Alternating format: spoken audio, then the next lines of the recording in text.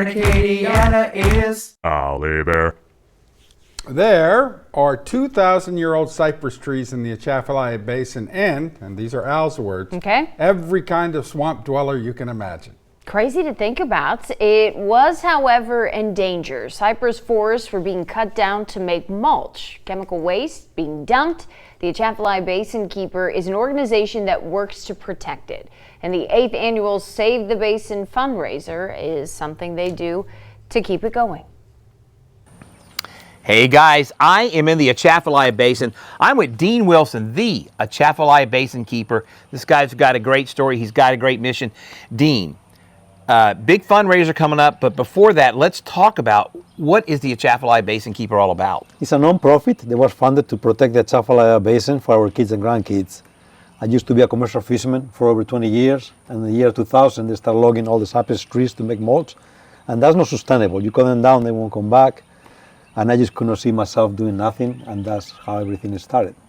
And it's hard to imagine them cutting cypress trees, but there was a lot more going on than that. Explain some of the things you found when you got out there. Oh yeah, it was like a Wild West. Things that I saw as a commercial fisherman, you know.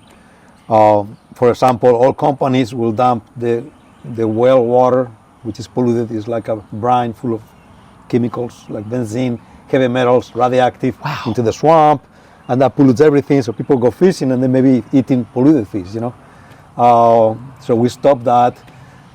Some people were, you know, building illegal roads, illegal dams, gates to block people access into fishing grounds, and the environmental laws wasn't being enforced. So an oil company get a permit to put a pipeline through the basin, and they don't comply with the conditions of the permit. So when they finish, it's dams, you know, these continuous spoil banks blocking water flows.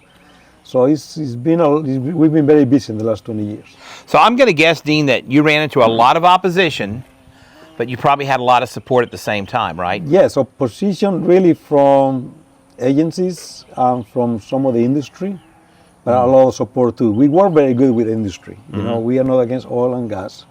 We wanted to comply with the permits. So I have the pleasure of working with some companies, like Air Products, for example. Yeah. They build a pipeline through the basin, and they invite me to come over in the right of way, and we monitor everything. And oh, that's great. And it worked perfect. There was no violations. Everything worked fine, you know.